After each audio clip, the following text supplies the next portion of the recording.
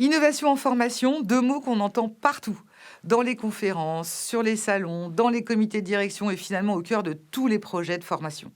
Mais entre le discours et la réalité du terrain, il y a souvent un gouffre. Aujourd'hui, dans le Lab Quark, on ne parle pas d'innovation en théorie. On la décortique, on la challenge et surtout, on essaie de comprendre comment passer vraiment de l'idée à l'impact sur le terrain. J'ai la chance de recevoir deux praticiens qui évoluent au quotidien dans des environnements de formation parmi les plus exigeants et les plus experts du marché, à savoir le groupe Deloitte et le groupe Safran.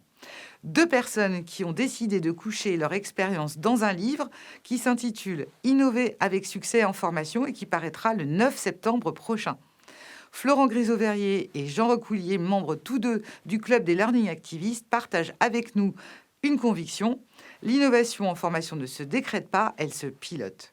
Et chez Quark, c'est exactement la posture qu'on défend. Alors aujourd'hui, on va creuser ensemble ce que ça veut dire concrètement.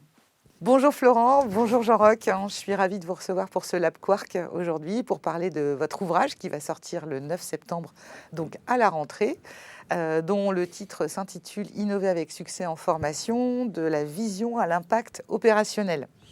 Alors avant toute chose, est-ce que vous pourriez nous décrire l'un comme l'autre en quoi consiste finalement votre rôle, votre métier au quotidien en tant que patron de la formation des pôles L&D de deux grands groupes, donc Deloitte et Safran? Avec plaisir. Pour ma part, donc moi je dirige en fait deux pôles. Un pôle qui est le pôle opération, donc tout ce qui est délivrance de la formation à grande échelle. Et puis un autre pôle qui justement fait le lien avec le bouquin, le pôle pédagogie digitale, où on va héberger nos projets d'innovation. Voilà, et tout ça dans Safran University, donc en fait qui est l'université du groupe Safran. D'accord.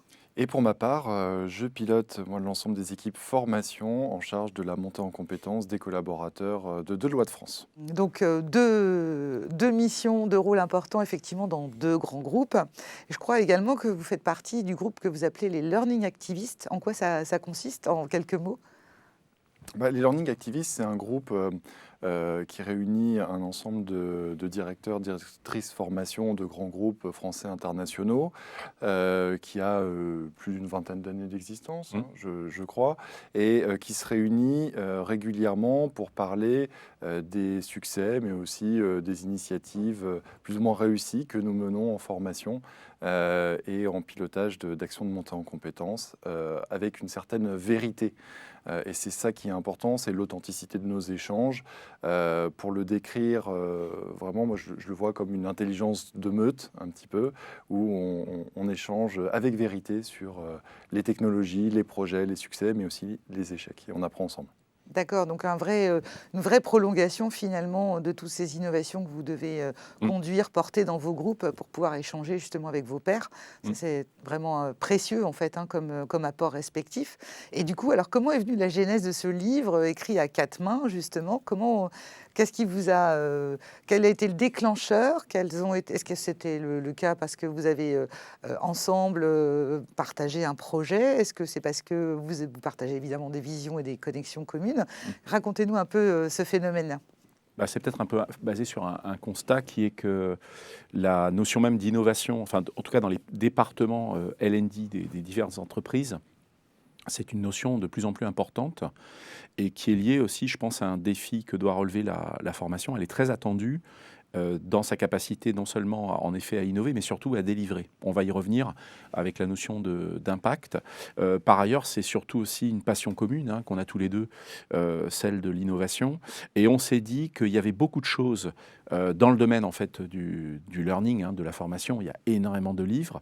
Il y avait finalement également beaucoup de choses dans le domaine de l'innovation, mais on s'est dit qu'il manquait peut-être un pont entre les deux, c'est-à-dire reliant cet aspect learning et cet aspect innovation, et un pont très pragmatique, très simple, parce qu'on va le voir, le livre n'est pas du tout un livre de bibliothèque, c'est vraiment un livre d'appui qu'on aura à côté de soi au bureau, pour tous les départements qui doivent se lancer dans une innovation, on va le dire, impactante et réussie, parce qu'on va y revenir, mais bon, il y a aussi ce qu'on appelle de l'innovation pour l'innovation, malheureusement qui ne produit pas vraiment les fruits pour lesquels on l'attend.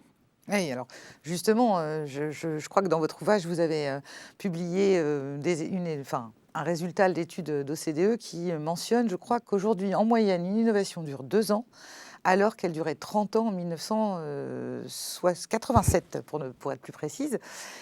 C'est quoi justement aujourd'hui, comment vous faites face à tout cela? Parce qu'avec autant de changements, autant d'innovations, à quoi vous êtes confrontés finalement? Et c'est sans doute le but de l'ouvrage, c'est d'expliquer le mode opératoire ou en tout cas la capacité à pouvoir innover en permanence, mais innover d'une certaine manière. Peut-être tu veux nous dire, Tout à Florent. fait. Alors, c'est le cycle de vie des compétences qui s'accélère et qui se raccourcit. Tu l'as dit justement, Sophie. Aujourd'hui, une compétence dure 1 an et demi à 2 ans, une compétence technique avec plein de tous les bémols qu'on peut mettre sur ce chiffre, qui n'est pas nécessairement représentatif aussi de toutes les compétences. C'est notre point de départ. C'est de se dire, on est dans une transformation, une évolution des compétences qui est de plus en plus rapide, qui est pilotée, qui est en tout cas tirée par les technologies. On reparlera de l'IA générative tout à l'heure, par le changement, les attentes des nouvelles générations, par aussi les impératifs en termes de sustainability, par exemple, qu'on peut citer. Donc une accélération qui fait que les entreprises, pour garder leur longueur d'avance, doivent s'adapter sans cesse, mais aussi innover sans cesse. C'est un petit peu innover ou mourir, avec ce point de départ-là que innover sans cesse, c'est aujourd'hui plus suffisant. Il faut continuer à garder vraiment cette longueur d'avance, un petit peu le paradoxe de la Reine Rouge dont parle Lewis Carroll, qui fait qu'il faut courir aujourd'hui 2 fois plus vite pour se rendre à un point B et partir d'un point A, aller à un point B. Donc, par ce constat-là, les entreprises et donc les directions formation doivent s'appuyer sur des innovations de plus en plus permanentes. Et force est de constater, à partir de ce moment-là, que l'innovation est dans toutes les bouches, mais peut la mettre en place réellement avec un impact visible, opérationnel, concret. Et c'est de ce constat-là qu'on est parti pour proposer des outils, une boîte à outils, une démarche, pour cadrer la démarche d'innovation qui s'insère de plus en plus dans l'activité quotidienne des directions formation aujourd'hui. Oui, et c'est ça, justement. On est tenté de regarder le titre avant tout, qui mentionne innover avec succès. Et puis dans votre introduction, vous parlez d'innovation bling bling. Donc c'est un petit peu ce que tu décris, c'est-à-dire cette rapidité finalement de trouver de nouveaux principes, de nouvelles méthodes de travail, de nouveaux processus, de nouveaux outils, surtout les outils qui sont maintenant disponibles à foison sur le marché. C'est quoi une innovation bling bling versus une innovation avec succès? Comment vous définissez ça l'un et l'autre? On peut déjà donc revenir à ce que disait Florence, c'est-à-dire qu'il y a une dualité à entretenir pour les départements formation qui est très compliquée entre d'un côté une réelle anticipation, une longueur d'avance qu'on nous demande, on nous réclame beaucoup du point de vue des métiers, qui eux-mêmes regardent le marché, donc qui défient régulièrement les départements, et de l'autre côté, une capacité réelle de déploiement, c'est-à-dire de transformation des idées. Et on peut peut-être le dire pour le positionner, ce que nous on met derrière innovation, c'est vraiment l'idée d'un concept qui va trouver un client en général durable. Ça c'est encore mieux. Je dis ça parce qu'on voit beaucoup, on va revenir au bling bling, d'entreprises qui restent bloquées dans le stade de l'idéation. C'est-à-dire qu'on voit que beaucoup de gens savent et ont des idées. Il suffit de faire des séances de design thinking. On peut avoir facilement des idées.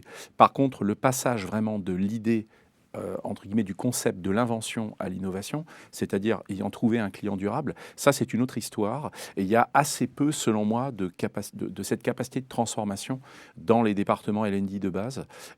Et c'est là-dessus qu'on pense qu'en effet, on peut facilement faire du bling-bling, c'est-à-dire en fait de l'innovation de surface. On voit par exemple dans ces types de projets-là, des projets beaucoup de sensibilisation.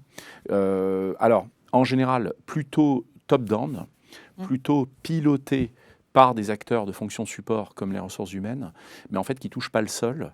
Moi, j'aime appeler ça la culture des fraises hors sol. Et ça, on a beaucoup de départements où en fait on fait finalement de la surface. Ça peut être une surface technologique, c'est pour ça qu'on a cette expression de bling bling.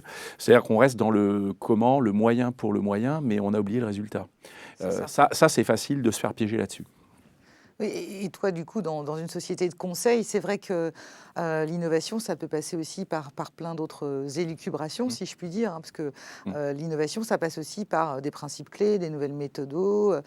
Est-ce que, entre Mm. justement vos deux mondes, industrie, conseil, est-ce que l'innovation revêt la même définition pour l'un comme pour l'autre, Mm. notamment pour la formation? Est-ce que finalement vous êtes préoccupés par les mêmes choses, Mm. et est-ce que vos deux mondes proposent ou demandent ou attendent justement des innovations un peu différentes? Mm. Parce que tu parlais d'impact, justement, Mm. Jean-Roch. Donc, l'impact, effectivement, sur le plan opérationnel dans l'industrie, effectivement, c'est visible, hein, dans le sens où, effectivement, on va pouvoir engendrer peut-être de nouveaux outils, de nouvelles technologies qui va se ressentir sur une avancée, par exemple, notamment pour Safran, hein, sur tout un tas de Mm. Complètement. produits que vous allez sortir. Mhm. Alors, chez Deloitte, du coup, cabinet de conseil, c'est quoi une innovation avec un impact pour vous? Ça représente plus exactement en quoi ça consiste? Alors, pour revenir à ta question, je dirais que l'innovation, elle a certains invariants qui sont posés aussi par l'évolution des technologies, le contexte géopolitique, économique dans lequel nous naviguons et l'ensemble des entreprises naviguent, aussi bien Safran que Deloitte. Ces invariants, je pense que c'est d'une partie l'accélération. On en a parlé sur les compétences, mais on réclame aussi aux collaborateurs d'être pertinents et de conserver cette pertinence de leurs compétences rapidement, et ces invariants prennent des formes différentes selon les contextes. Et il y a une contextualisation de ces invariants d'innovation. Donc, par exemple, sur la pertinence et la vitesse d'acquisition et de transfert des compétences, on va avoir cette même problématique Safran et Deloitte avec des formes différentes. Je laisserai Jean-Roch parler du transfert des savoirs et des savoir-faire métiers. Chez Deloitte, c'est évidemment une problématique de transfert des compétences en interne pour garder cette longueur d'avance qui est si importante dans le milieu du conseil, parce que c'est l'essence même aussi d'une entreprise d'audit et de conseil comme Deloitte. Donc la vitesse, en termes d'invariants, je pense aussi l'équipement des managers, par exemple, Oui, bien sûr. c'est un invariant important dans différents secteurs, et on échange beaucoup dans le club des learning activistes. Il y a tout ce qui tourne autour de l'IA générative aussi, qui est un outil, mais qui aussi permet de propulser certaines des façons de faire un petit peu différentes dans le business, mais aussi en formation. Et donc, tous ces invariants-là qu'on peut constater avec les grandes tendances de la formation, qu'on a vu notamment au jury du Digital Learning, au Salon Innovative Learning il y a quelques semaines, sont vraiment présents pour l'ensemble des entreprises, mais prennent des formes différentes chez l'un et chez l'autre. Et c'est pour ça que ça peut faire écho à l'idée de passer d'abord d'une vision en premier lieu, une stratégie qui justement fait le lien avec la contextualisation qui est liée à l'entreprise dans laquelle on vise à déployer ces fameuses innovations. Pour nous, c'est un préalable et c'est l'un des premiers chapitres du livre, c'est la pose d'une vision et d'une stratégie. Oui. C'est là-dessus qu'on va accrocher nos innovations, nos idées, nos projets. Ça leur donne sens, cohérence vis-à-vis de ce que l'entreprise finalement nous demande. Et là, c'est déjà un premier avertissement, c'est surtout de ne pas se lancer dans la quête des innovations tant qu'on n'a pas travaillé le connais-toi toi-même, qui est fondamental. On parle aussi de maturité d'entreprise, par exemple, pour la réception de telle ou telle idée, l'appropriation de tel ou tel concept. Un bon exemple, c'est le digital pour les cols bleus, les collègues cols bleus. Si on ne connaît pas le degré de maturité de telle ou telle entité, on peut arriver qu'un système qui ne touche pas le sol. On revient vraiment à cette condition préalable de pose vraiment d'une vision et d'une stratégie qui est fondée sur la compréhension du contexte dans lequel on va opérer nos projets d'innovation. Oui, donc ce que je comprends et ce que j'entends en fait, dans ce que vous expliquez dans l'ouvrage, c'est qu'effectivement, d'abord poser les bases ou les fondements du pourquoi innover, en vertu de quoi surtout, pour comment elle va porter la vision aussi que vous avez, celle de vos groupes respectifs. Mais il y a aussi cette notion de, finalement, il y a aussi beaucoup d'imprévus dans l'innovation. C'est-à-dire que on est les premiers, nous aussi, à recevoir, percevoir quantité d'informations, quantité aussi de nouveaux outils qui naissent, qu'on n'aurait même pas soupçonné ou imaginé. Comment vous faites pour gérer cette dualité dualité entre j'ai une vision, j'avais prévu d'innover dans tel ou tel domaine potentiellement parce que ça va avoir un impact business, si j'ai bien compris. Ouais. Et puis, j'ai finalement, en quotidien, je suis sollicitée avec de nouveaux outils, de nouvelles méthodes. Comment vous arrivez à surfer finalement sur cette dualité d'ambition et puis surtout sur ce monde qui va très très vite et qui permet pas toujours de rester aligné par rapport à ce qu'on avait posé au départ. Parce que vous parlez d'impact, donc j'imagine que effectivement, sinon le risque c'est peut-être de s'éparpiller. Comment vous fonctionnez autour de tous ces aléas, mais positifs bien sûr, qui arrivent au quotidien sur l'innovation? Je dirais, je rebondirais, je ferai le lien avec, le bling-bling en passant au Big Bang. Et c'est ce que tu disais, parce qu'on a les innovations bling-bling, mais on a eu le Big Bang aussi de l'IA générative.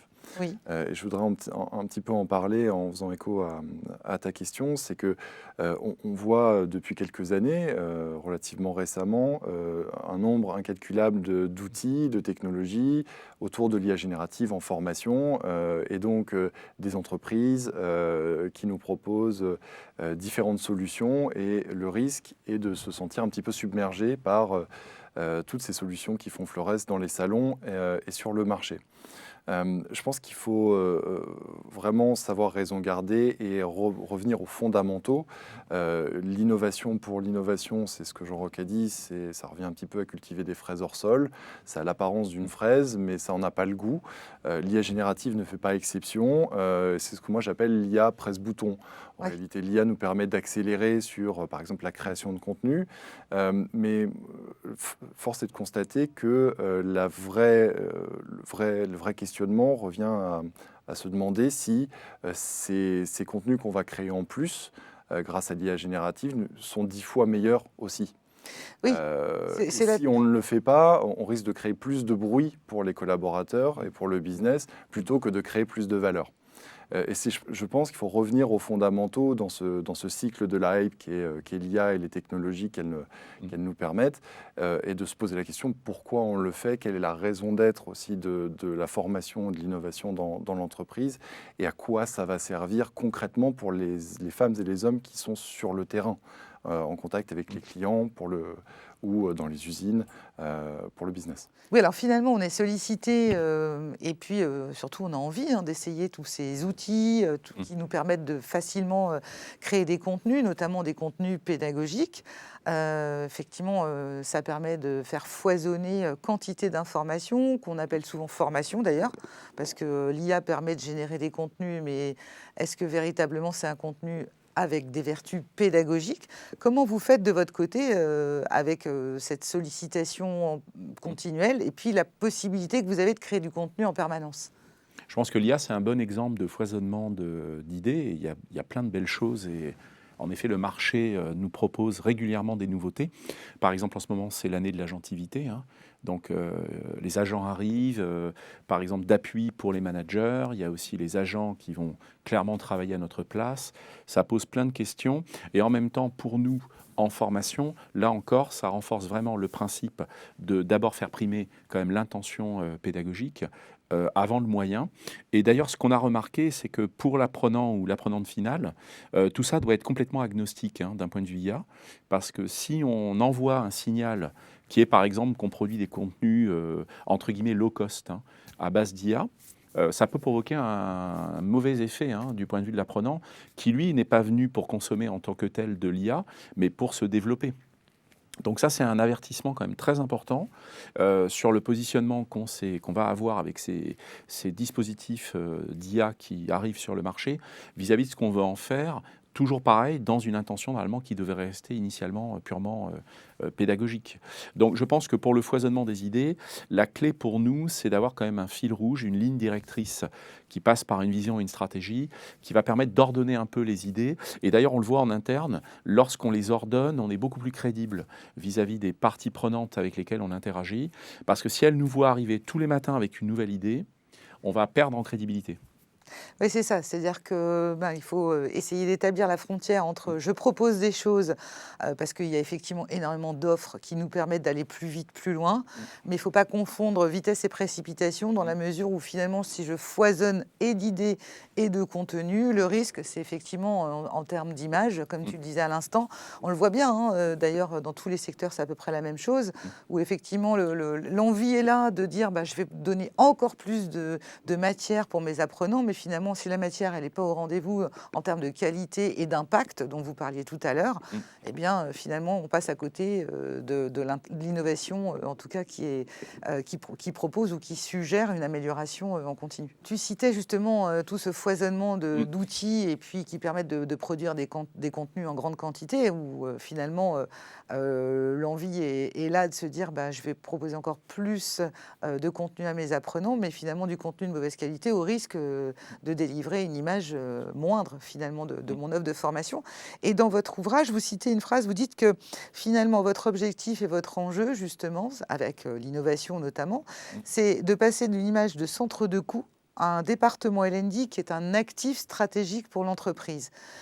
Qu'est-ce que ça revêt justement cette dimension d'actif stratégique? Comment vous arrivez à passer justement d'un centre de coût à véritablement un actif aligné au business sans doute? Comment vous arrivez à mesurer ou à présenter, à prouver finalement que toutes ces innovations apportent pour l'entreprise énormément de valeur? Alors, pour répondre à ta question, je pense que cette transition, cette transformation des départements learning en centre de coût vers la position et la posture d'acteurs stratégiques des transformations, c'est ce qu'on cherche à faire.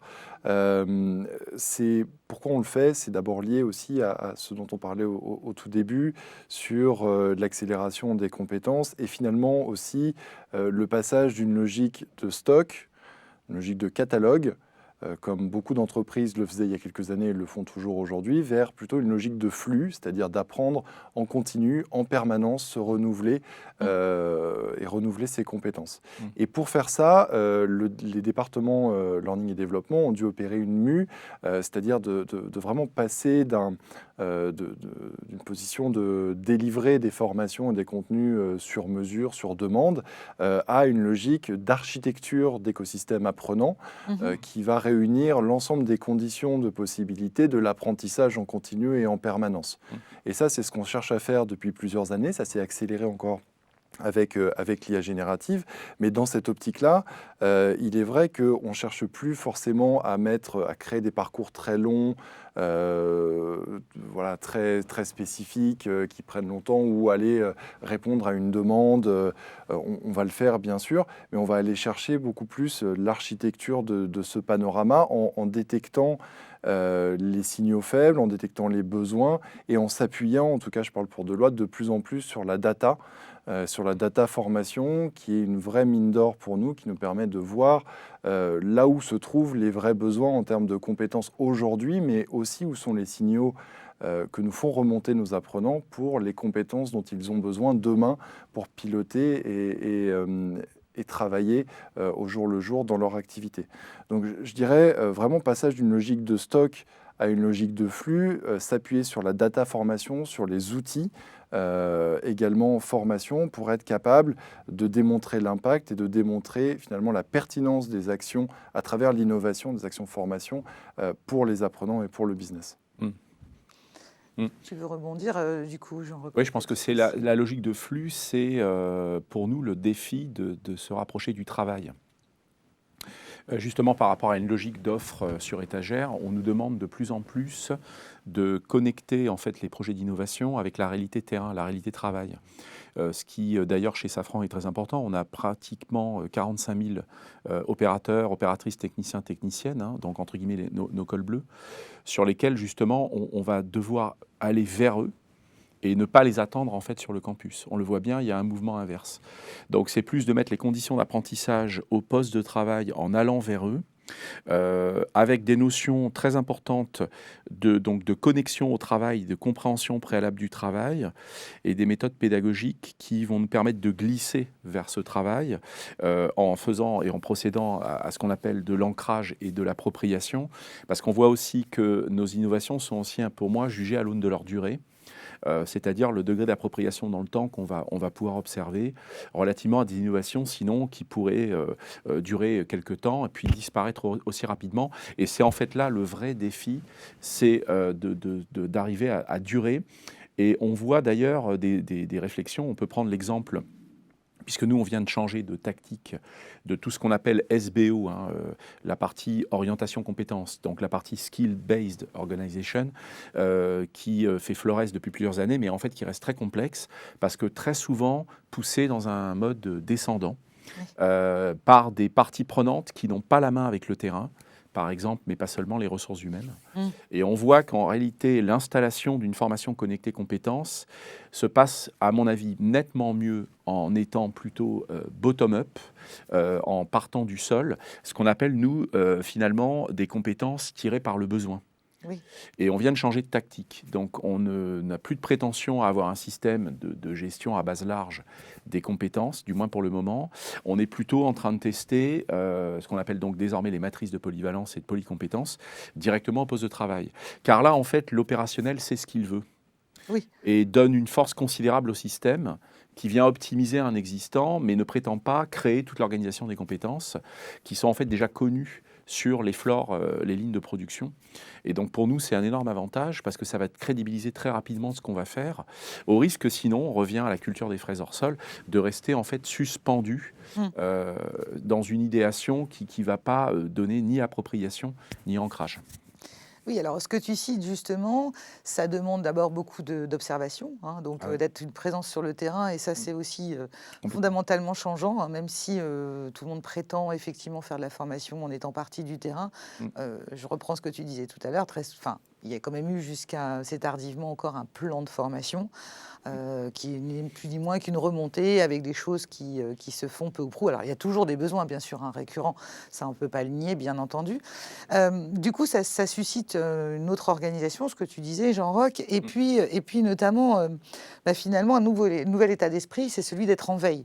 En permanence vis-à-vis des collaborateurs pour effectivement connaître leurs besoins émergents, parce que c'est bien là tout le problème. C'est aujourd'hui avec toutes ces innovations qui sont liées à la formation, mais pas que, qui sont liées à tous les métiers, notamment avec l'avènement de l'IA. Donc une veille en permanence autour des compétences du terrain, et puis une veille aussi sur le marché de l'innovation. Comment vous organisez ça comment vous arrivez finalement à conjuguer veille autour des compétences, besoin à la clé, et veille organisée ou pas, je ne sais pas comment vous procédez, de tout ce marché, toute cette floraison finalement d'outils, de principes, d'organisation autour de la formation. Comment ça se passe chez vous ? Alors, la veille, elle est essentielle, elle est cruciale dans un monde où les technologies évoluent extrêmement vite. Ça, c'est déjà le premier point. Et ensuite, la veille, pour nous, elle s'organise et de loin, c'est-à-dire de voir les tendances, parce que c'est un petit peu la longue vue, voir les tendances du monde de la formation, du monde du travail, sur les technologies, mais c'est aussi le stéthoscope, c'est-à-dire être capable d'écouter les signaux faibles dans nos organisations, et souvent une innovation, ou l'idée d'une innovation en formation se trouve à la machine à café. Sur des irritants que rencontrent nos collaboratrices et collaborateurs dans leur quotidien, et qui fait que parfois une innovation n'est pas la plus brillante. C'est parfois aussi un système d'optimisation de l'existant. On a par exemple eu un dossier d'une très belle innovation sur la génération d'attestations automatisées de certificats de fin de formation, de diplômes de fin de formation, qui auparavant étaient manuels et que l'entreprise a décidé et a trouvé le moyen d'automatiser en réduisant le délai de délivrance de ces diplômes. Et ça, c'est une vraie innovation parce qu'elle ne se voit pas finalement pour les apprenants, si ce n'est dans le délai délais de délivrance et d'attribution des diplômes, mais elle a un véritable impact, et pour les collaborateurs qui ont cette compétence attestée plus rapidement, mais aussi pour le service formation qui peut consacrer plus de temps justement à regarder ces signaux faibles ou ces grandes tendances du monde de la formation à travers des salons, des conférences, etc. Je mentionnerai pour finir que la veille, c'est un investissement en temps. Oui. Une veille, c'est pas forcément un sprint, c'est-à-dire qu'il n'y a pas forcément besoin de consacrer beaucoup de temps par jour à la veille. 10 à 15 minutes peuvent suffire, et c'est plutôt un marathon en fait, hein, de consacrer, de sauvegarder cette période de temps de 10, 15, 30 minutes par jour sur ces tendances, soit ces signaux faibles, soit ces grandes tendances de la formation. Et je finirai par ça, c'est qu'aujourd'hui, on a des possibilités soit d'externaliser la veille, c'est par exemple ce que Safran a fait à travers un club de veille sur l'IA générative avec un partenaire externe, mais aussi on a des solutions aujourd'hui pour automatiser la veille avec des solutions IA qui nous permettent d'avoir un résumé des grandes tendances, des grands chiffres de la formation. Moi, je le fais à titre personnel avec un digest qui m'est envoyé tous les jours et qui screen l'ensemble des grandes tendances sur les réseaux sociaux, le marché, les études, sans avoir à lire l'ensemble. Oui, donc un condensé finalement qui te permet d'être informé systématiquement. Alors c'est vrai qu'il y a beaucoup de lettres aussi d'informations, beaucoup de choses qui circulent sur LinkedIn, mais effectivement donc un petit moteur qui te permet d'obtenir des choses immédiatement et puis concrètes, sûrement en plus personnalisées, j'imagine, autour des sujets qui te passionnent et qui t'intéressent. Donc une veille qui est finalement, dans ce que tu dis, une veille qui est organisée. C'est-à-dire une veille dans laquelle vous allez processer peut-être finalement et organiser en effet les recherches et surtout les recherches qui aillent dans le sens de ce que vous disiez en introduction. Finalement, c'est cette vision, c'est comment je vais conduire et je vais amener l'entreprise avec de l'innovation à fort impact. Tu voulais rebondir peut-être, Jean-Roch ? Oui, je pense qu'en fait, ce qui est complexe dans cette veille, j'aime bien cette expression qu'on prête aux consultants parce que la posture n'est pas simple. On dit souvent la tête dans les nuages, les pieds dans la glaise. Donc la tête dans les nuages, c'est la capacité à voir ce qui passe, parce qu'il passe énormément de choses. Donc je pense que là, il faut une curiosité de tous les instants. On en parlait tout à l'heure, tout le monde ne met pas du temps dans la veille. Il y a des gens très engoncés dans leur quotidien. Parfois, il faut l'accepter, parce qu'il y a aussi, on en parlait également, des réalisateurs, des réalisatrices. Parce qu'il faut aussi délivrer.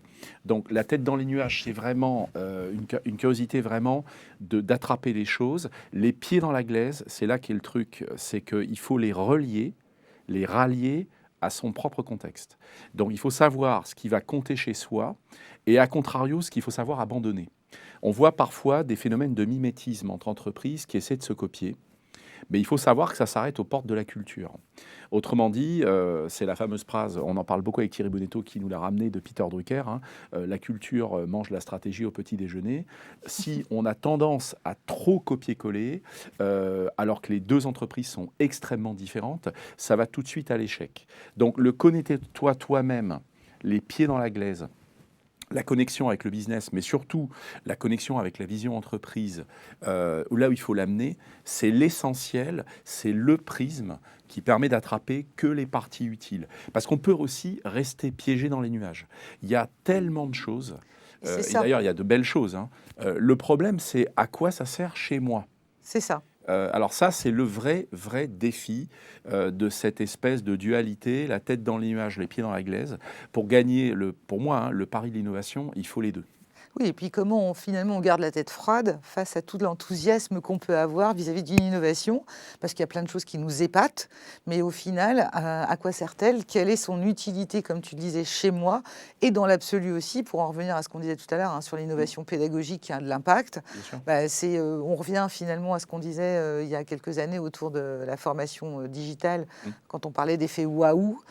C'est un peu la même chose qui se produit aujourd'hui, alors avec d'autres outils, d'autres contextes, mais en attendant, voilà, comment garder raison ou raison garder plutôt en face de toutes ces possibilités qui s'offrent à nous pour que ça s'adapte au contexte. Et alors, une fois que, effectivement, cette veille, elle est organisée, que vous avez mis en place donc des dispositifs, une innovation, qu'elle soit technologique, méthodologique, enfin tout ce qu'on disait tout à l'heure, comment vous faites pour la déployer? Parce que c'est bien ça l'essence même, je crois, de votre ouvrage, c'est de montrer que l'innovation, elle a du sens que si elle a un impact pour les organisations. Et deux, l'impact, il faut pouvoir le mesurer, mais pour pouvoir le mesurer, il faut aussi pouvoir le déployer avant. Et ça, c'est pas la mince affaire, finalement. Comment vous faites, vous, pour accompagner ces changements et le déploiement de ces innovations, ou du moins la maîtrise, et puis l'usage, finalement, de tout ce qui se passe? Oui, alors...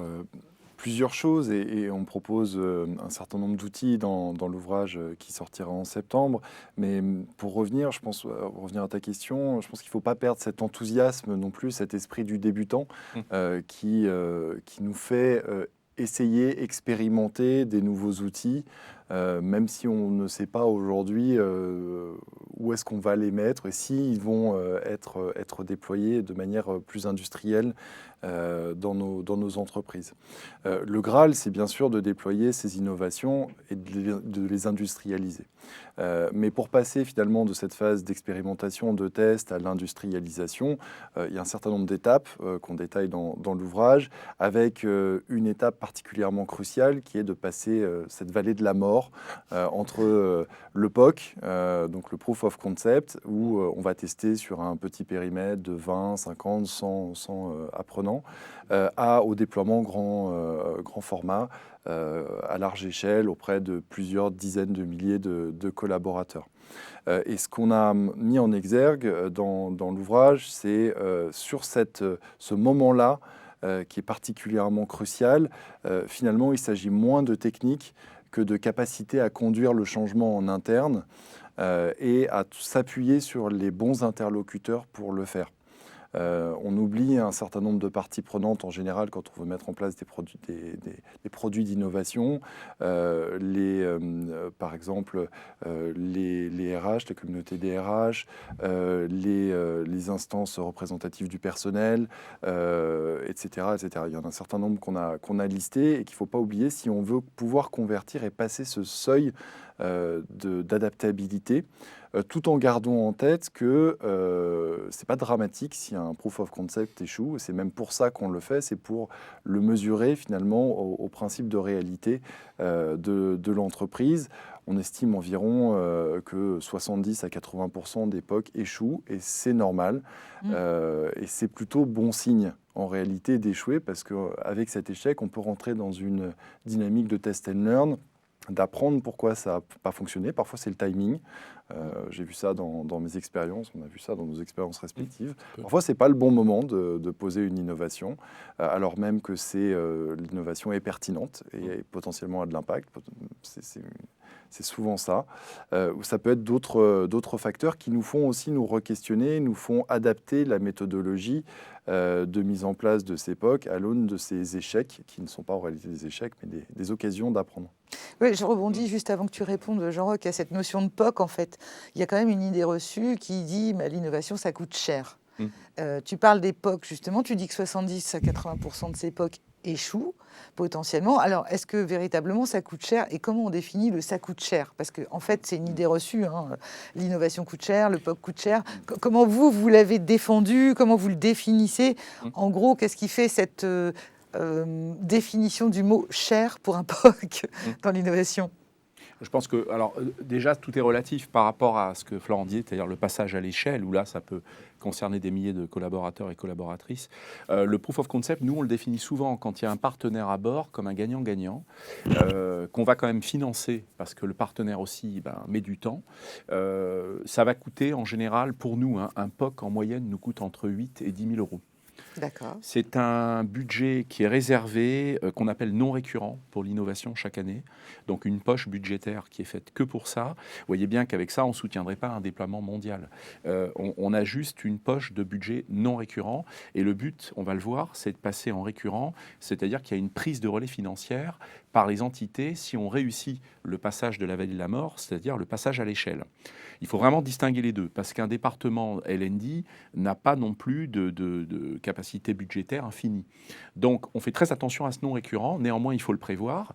Et on a généralement, donc quand on lance un proof of concept, on a 4 critères ou 4 feux verts à obtenir si justement on veut avoir la certitude qu'on va passer la vallée de la mort. Le premier, c'est le fond, c'est le critère pédagogique. C'est-à-dire que typiquement, si ça ne plaît pas au métier, si le métier n'adhère pas avec l'approche, le fond, déjà là, on a un sacré feu rouge qui peut être rédhibitoire. Là, par exemple, sur les matrices de polycompétences, c'est le métier qui a le dernier mot. C'est en cours de déploiement sur un site de production. Si ça ne marche pas sur ce premier critère, tout s'arrête. Le deuxième, justement, c'est le critère financier, c'est le critère de passage à l'échelle. C'est la conversion du non récurrent en récurrent, sur lequel, en général, nous, on désengage. C'est-à-dire qu'on va garder du non récurrent pour la prochaine innovation l'année suivante, justement pour financer le prochain proof of concept. Oui. Et on va faire un passage de relais. Et ce passage de relais se prépare pendant le POC lui-même, par exemple avec une négociation contractuelle groupe sur laquelle vont ensuite s'appuyer les parties prenantes qui seraient intéressées par l'innovation. Ça nous permet de lâcher prise, de conserver le non récurrent et en même temps d'avoir les conditions de déploiement de passage à l'échelle. Ça, c'est un critère également extrêmement important. Si on n'arrive pas à le négocier pendant le POC, encore une source d'échec potentiel.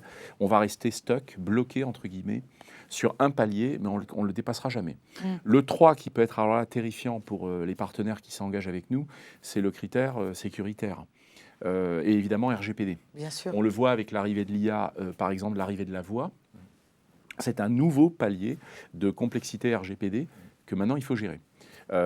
Et enfin, le dernier, pas négligeable, parce qu'il ne faut pas oublier, on n'a pas abordé ce point-là, mais c'est que tout ce qu'on déploie et qui réussit, je ne parle pas des POC qui ratent, tout ce qui passe l'échelle va devoir également être entretenu, maintenu. Ça veut dire qu'on ne peut pas, on va pas disparaître totalement. Donc ça veut dire qu'il y a un critère qu'on appelle la vision qu'a le partenaire de sa propre évolution fonctionnelle, de ses propres évolutions, parce qu'en réalité, sans virer en effet à la totale schizophrénie, il y a quand même aussi un effet lassitude qu'on peut voir arriver sur des dispositifs qui au début sont pertinents, mais s'ils ne bougent pas, avec les évolutions du marché que l'on voit, je prends l'exemple des plateformes, si on est enfermé avec un partenaire qui ne bouge pas, on a un vrai problème face à un business qui va nous demander tous les matins quelque chose.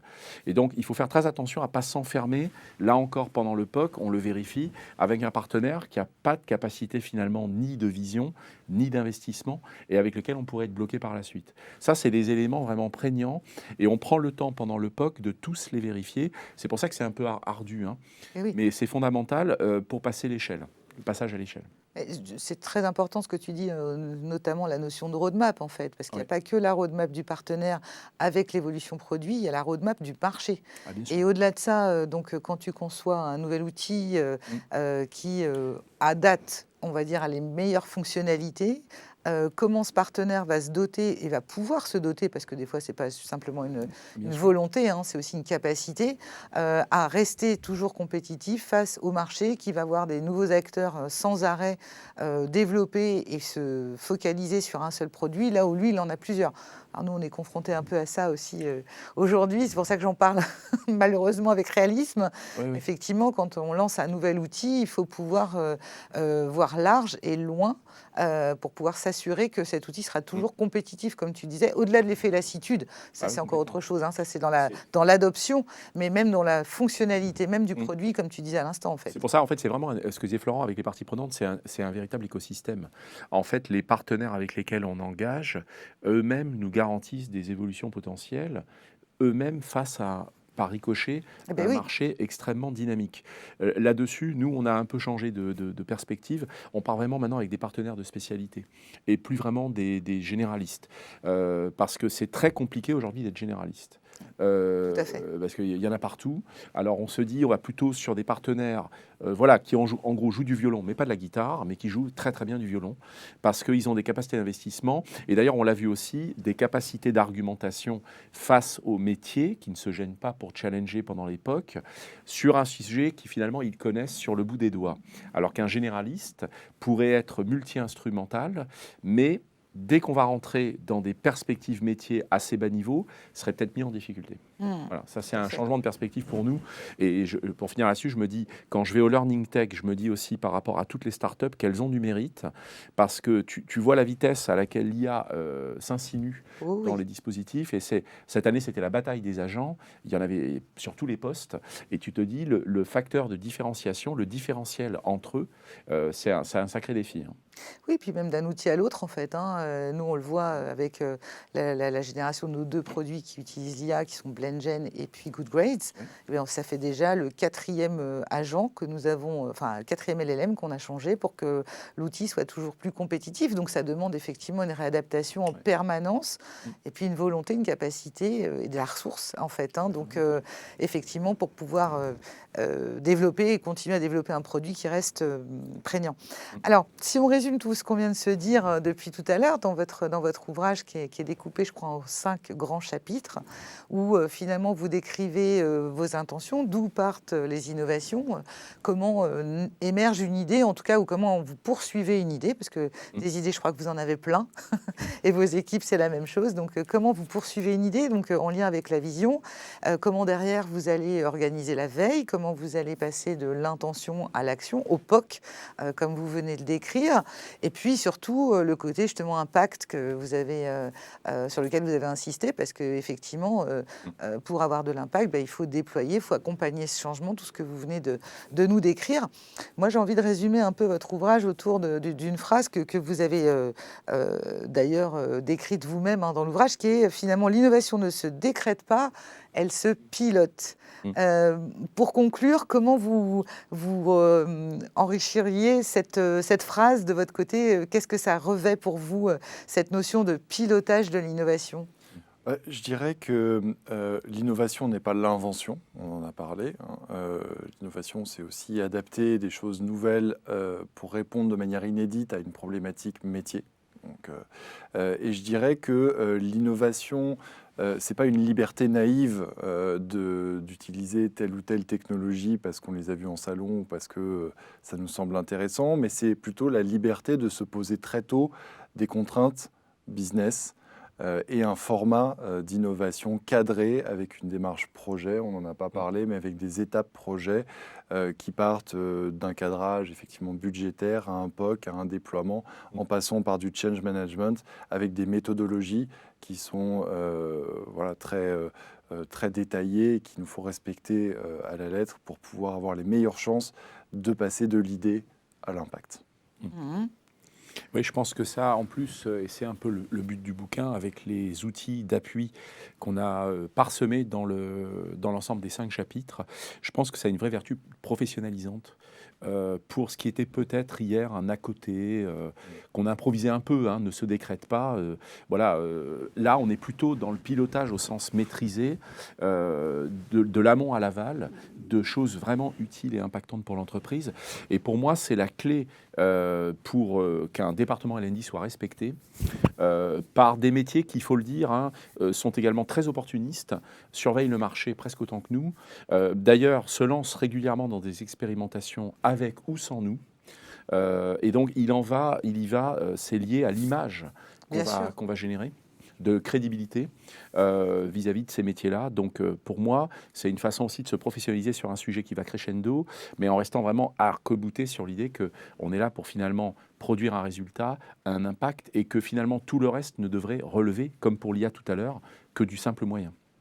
Absolument. Puis d'ailleurs, ça rejoint une idée, une évolution des départements formation qui auparavant répondait à un besoin, comme on le disait, mais qui aujourd'hui doivent aussi marketer finalement. Ça fait partie de l'impact et ça fait partie aussi de ce que recherchent les collaborateurs, même à travers la marque employeur et ainsi de suite. Donc marketer finalement tout ce qui se fait.